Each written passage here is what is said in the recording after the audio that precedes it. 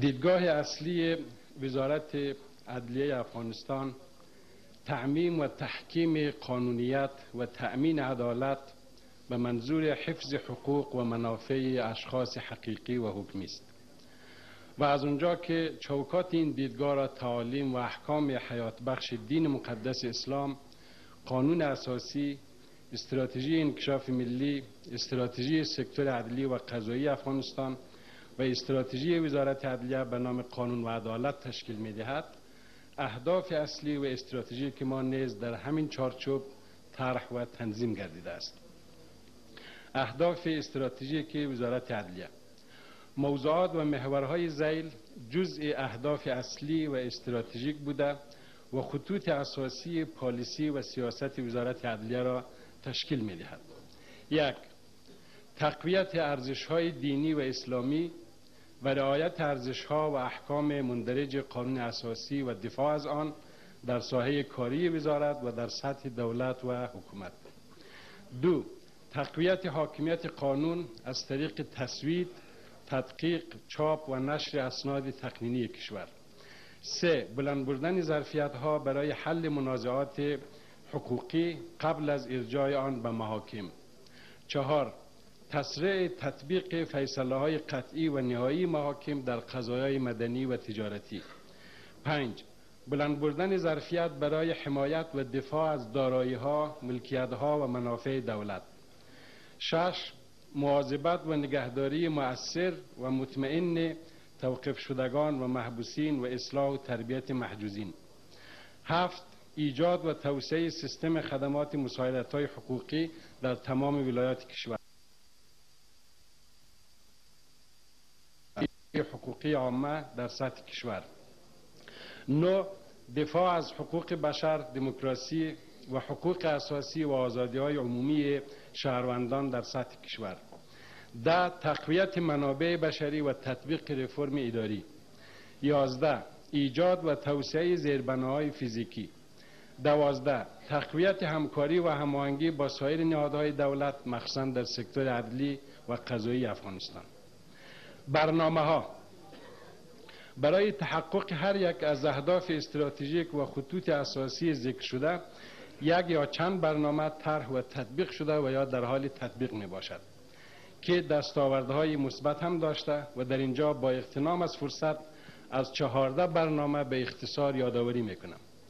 اول، در ساحه قوانین که یک ساحه وسیع و بسیار مهم در وظایف وزارت عدلیه می باشد، 2 برنامه داریم که هر 2 برنامه یعنی برنامه تصویب و تدقیق قوانین و برنامه نشر و توزیع قوانین به خوبی و با نظم و ترتیب و سرعت مناسب و بر اساس پلان تعیین شده پیش می رود و در طول 5 سال گذشته دستاوردهای مثبت زیادی داشته ایم.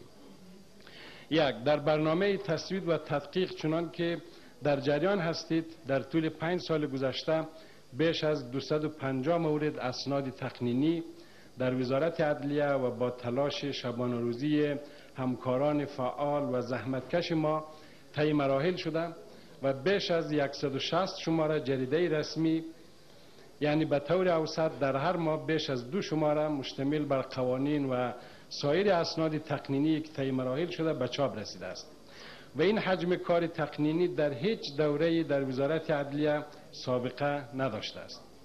و از طرف دیگر نمایندگان این وزارت برای بررسی و تدقیق اسناد تقنینی در صدها جلسه تقنینی در خارج از وزارت اشتراک فعال داشتند و در هزاران مورد به ادارات دولتی مشوره‌های حقوقی و قانونی ارائه نمودند. 2. در برنامه نشر و توزیع قوانین نیز تمام قوانین کشور به صورت چاپی و از طریق وبسایت وزارت در سطح وسیع نشر گردیده و همکنون برنامه را در حال تطبیق داریم که بر اساس آن تمام قوانین نافذه کشور به صورت کلکسیون ها و مجموعه های موضوعی و غیر موضوعی با دیزاین های مختلف و در تیراژ بسیار بالا چاپ و در سطح وسیع توزیع می شود و همچنین کتابخانه های حقوقی در مرکز و ولایات جهت استفاده کارکنان وزارت و عامه مردم تأسیس و تجهیز خواهد شد. 2. در بخش ارائه خدمات حقوقی 7 برنامه ذیل یا به طور کامل تطبیق شده و یا در حال تطبیق می باشد. 1. برنامه حل و فصل دعاوی حقوقی قبل از ارجاع به محکمه. 2. دفاع از دارایی‌ها و ملکیت‌های دولتی. 3. تطبیق فیصله‌های قطعی و نهایی محاکم. 4. اجرای برنامه آگاهی عامه حقوقی با تدوین استراتژی ملی آگاهی حقوقی جهت بالا بردن سطح آگاهی مردم مخصوصاً درباره حقوق بشر، حقوق زنان، اطفال، معلولین و معیوبین. 5. ارائه مساعدت‌های حقوقی برای اشخاص به بضاعت در قضایای جنایی در همه ولایات.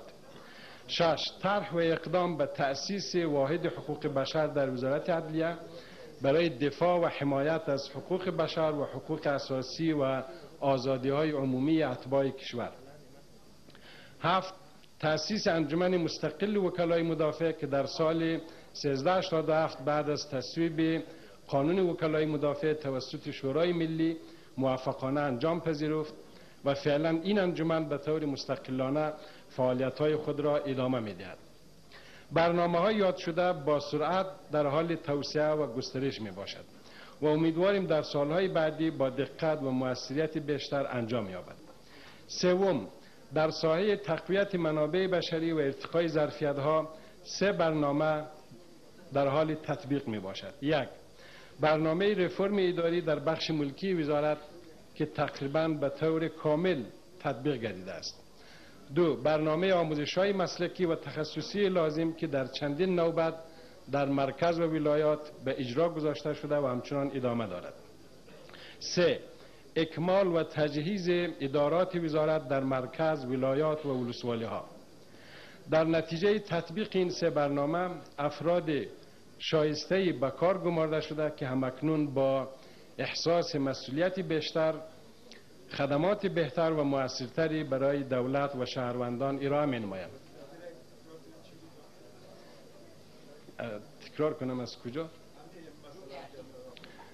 در نتیجه تطبیق این 3 برنامه افراد شایسته به کار گمارده شده که همکنون با احساس مسئولیت بیشتر خدمات بهتر و مؤثرتری برای دولت و شهروندان ارائه می‌نمایند و از اونجا که با تطبیق برنامه رفرم سیستم جدید رتوب و معاشات نیز در وزارت عدلیه تطبیق گردیده، مشکلات مامورین از نگاه پایین بودن معاشات تا حدودی مرفوع گردیده است.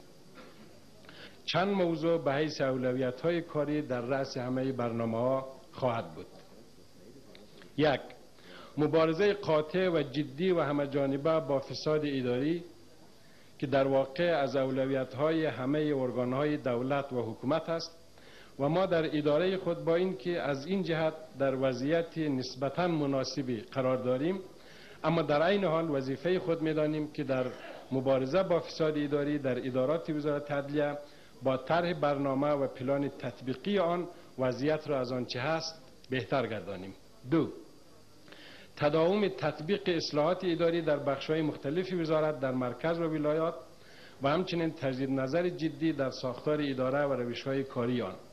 3. تصویب، تدقیق و تعدیل بهتر، بیشتر و دقیق‌تر قوانین بر اساس نیازها و ضرورت‌های کشور و مقتضیات زمان و در ارتباط مؤثر و سازنده با شورای محترم ملی به حیث قوه مقننه کشور. 4. ارتقای ظرفیت کاری کارکنان وزارت. 5. اعمال زیربناهای فیزیکی در مرکز و ولایات. 6. ایجاد توازن بیشتر در ترکیب جنسیتی و قومی کارکنان وزارت عدلیه. من به شما اطمینان میدهم که در صورت کسب رأی تایید از شما فوراً یک تیم کاری از بهترین همکاران خود را موظف خواهم ساخت تا با ارزیابی مجدد از ساختار و تشکیل اداره و کارها و اقدامات انجام شده پلان عمل را برای تطبیق اولویت‌هایی که شمرده شد تهیه نماییم و به اجرا بگذاریم. نمایندگان محترم